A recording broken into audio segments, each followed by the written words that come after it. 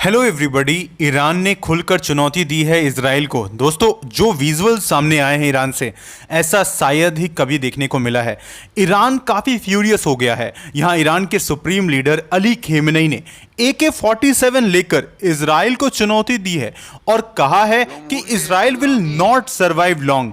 और जैसा कि आप देख सकते हो, यहाँ पे कई लाखों की संख्या में लोग ईरान में फ्राइडे के प्रेयर के बाद इकट्ठा हुए और सब इजराइल के खिलाफ प्रोटेस्ट कर रहे और नारे लगाते हुए यहाँ दिखे हैं। जहाँ पर अली खेमनेई ने यहाँ पर लोगों को संबोधित करा है और कहा है कि हम इजराइल को नहीं छोड़ेंगे। तो देखो, अभी इजराइल का प्रतिक्रिया आना बाकी है। ये देखने वाली बात होगी कि इजराइल कैसा जवाब देता है। क्या यहाँ पर वो कुछ स्टेटमेंट देगा या सीधा जाकर अटैक करेगा? बहुत प्रोबेबिलिटी है कि इजराइल यहाँ पर जाकर अटैक करे, क्योंकि जिस तरह का अटैक यहाँ पर ईरान ने किया इजराइल पर, हालांकि इजराइल को एज सच बहुत ज्यादा यहाँ पर नुकसान तो नहीं हुआ, लेकिन इजराइल क्योंकि इसे अपने ऊपर बहुत बड़ा एस्केलेशन समझता है, तो इसका जरूर से जरूर अटैक करेगा। इसके साथ हम इस लेक्चर में समझने की कोशिश करेंगे कि ईरान की इस धमकी में कितना दम है। But before starting this lecture, I welcome you to Sriram's IS, an institute serving the nation since 1985. And if you have not subscribed this channel so far, do subscribe and press the bell icon for more update regarding world affairs. और दोस्तों, हम काफी अच्छी qualities के, better qualities के लिए आपके लिए लेक्चर्स लेकर आ रहे हैं वर्ल्ड अफेयर से। तो यहाँ पर आपको बहुत कुछ सीखने के लिए है। हम यहाँ पे कंटिन्यूसली ये प्रयास कर रहे हैं कि जो कुछ भी अपडेट्स ऑल ओवर वर्ल्ड में चल रही हैं, इसका जानकारी आप तक पहुंचे। You should become a knowledgeable person, और यही श्रीराम्स IS का कहीं ना कहीं मोटिव है। तो इसलिए आपको जुड़ना चाहिए हमारे इस परिवार के साथ। तो आप जल्द से जल्द सब्सक्राइब करिए अगर आप अभी तक नहीं करे हैं। दोस्तों, 5 साल बाद ईरान के सुप्रीम लीडर अली खेमनेई इस तरह ओपनली पब्लिक के सामने आए हैं और यहां हाथ में AK-47 लेकर इजराइल की तरफ कह रहे हैं कि हम तुम्हें नहीं छोड़ेंगे। और इसके साथ देखो, एक मैसेज देने की कोशिश कर रहे हैं कि इजराइल लंबे समय तक नहीं बच पाएगा। वैसे यहां मानना पड़ेगा इनका हिम्मत, क्योंकि इस वक्त में ऑलमोस्ट ऐसा कहा जा रहा है कि यूएस और इजराइल कभी भी अटैक कर सकते हैं, स्पेसिफिकली ईरान के जो ऑयल डिपोट्स हैं और खास करके ईरान के जो न्यूक्लियर फैसिलिटीज हैं।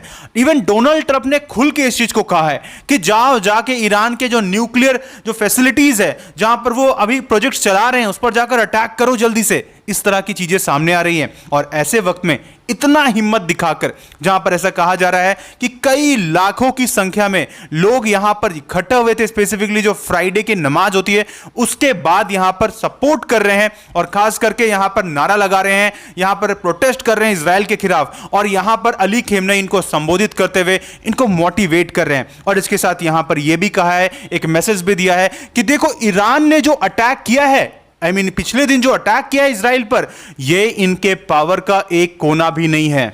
और देखो, ईरान ने यहां एक वीडियो भी रिलीज किया जहां पर ये सारे बैलिस्टिक मिसाइल्स को शो कर रहे हैं, वेपन्स को शो कर रहे हैं, जिसका इस्तेमाल किया गया हाल ही इजराइल पर अटैक करने के लिए अंडर ऑपरेशन ट्रू प्रॉमिस 2 के अंदर, जहां ईरान ने बदला लिया है एक तरीके से इस्माइल हानिये और हसन नसरल्लाह के मौत का।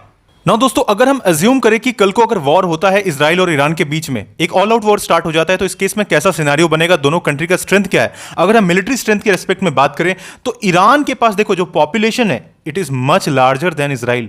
ओवरऑल यहां पर आपको 87.5 मिलियन के आसपास पॉपुलेशन देखने को मिलता है जब हम बात करते हैं ईरान का। लेकिन उसी के रेस्पेक्ट में इजराइल के पास पॉपुलेशन बहुत कम है, सिर्फ 9 मिलियन की पॉपुलेशन है, राइट। अब अगर हम मिलिट्री कंपैरिजन करें बेसिकली, तो यहां पर आपको 6 लाख एक्टिव पर्सनल दिखेंगे, 3 लाख के आसपास रिजर्व पर्सनल है और 2 लाख के आसपास पैरामिलिट्री रिवॉल्यूशनरी गार्ड्स हैं यहाँ पर ईरान के पास। इसी वजह से ये लार्जेस्ट मिलिट्री रखते हैं मिडिल ईस्ट में, राइट। तो ईरान की जो फोर्स है ये काफ़ी ज़्यादा एज सच यहाँ पर आपको बड़ी दिखेगी। जब हम इसी चीज़ को कंपेयर करते हैं with respect to actually Israel, तो यहाँ पर जो ओवरऑल ग्राउंड मिलिट्री है वो बहुत ज़्यादा कम है। 1,70,000 के आसपास यहाँ पर आपको रिजर्व पर्सनल देखने को मिल सकता है, सॉरी एक्टिव पर्सनल देखने को मिलेगा। स्पेसिफिकली 4,65,000 के आसपास आपको यहाँ पर रिजर्व देखने को मिलेंगे एंड सिर्फ 35,000 के आसपास पैरामिलिट्री फोर्सेस है। तो ये नंबर्स भले ही कम हो।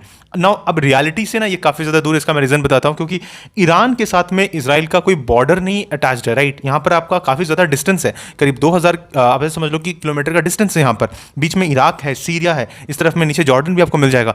और ये आपको एग्जैक्टली एक्सेस नहीं देंगे, क्योंकि यहां पर आपको यूएस के भी फोर्सेस मिल जाएंगे जो कि यहां पर ऑलरेडी स्टेशनड है, और वो आपको यहां पर अंदर आने देंगे नहीं एग्जैक्टली। तो ये सिनेरियो तो यहां पे बन नहीं सकता है स्पेसिफिकली। अब देखो, यहां पर ईरान भले ही मिलिट्री मिलिट्री स्ट्रेंथ में अगर मैन पावर के रिस्पेक्ट में बात करें तो वो लीड कर रहा है, लेकिन बात जब एयरफोर्स का आता है, एयर पावर का आता है, तो यहां पर ईरान दूर दूर तक नहीं है, क्योंकि यहां पर आपको देखने को मिलता है इसराइल की सुप्रीमेसी। यहां पर एक्चुअली 146 आपको दिख जाएगा हेलीकॉप्टर, जैसे कि 48 अटैक हेलीकॉप्टर्स मिल जाएंगे, राइट। दूसरी तरफ में ईरान के पास में 129 हेलीकॉप्टर्स हैं नॉर्मली, एंड इसमें 13 अटैक चॉपर्स हैं।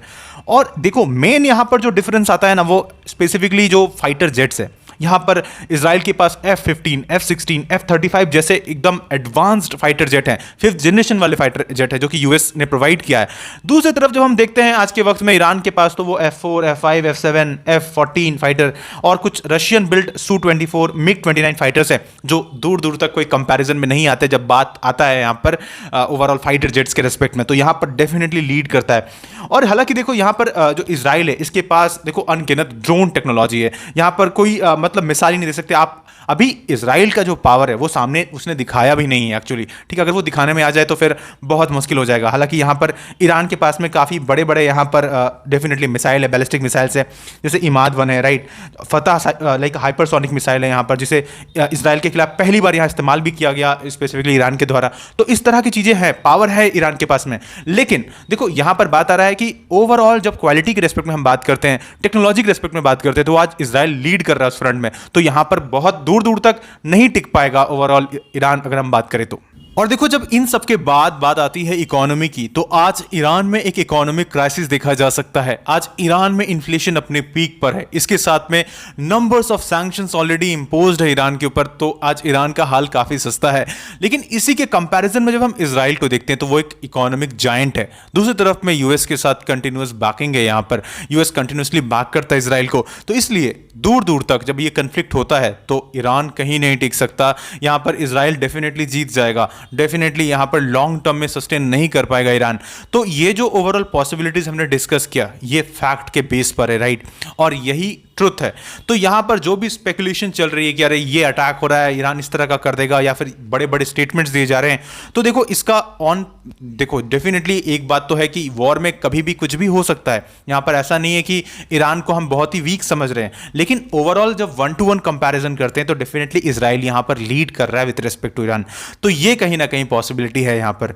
बाकी अभी यहां से जो भी अपडेट्स आएंगे विल डेफिनेटली प्रोवाइड यू। इसके लिए आपको सब्सक्राइब करना है श्रीराम्स IAS के चैनल को। And with that, may God bless you all.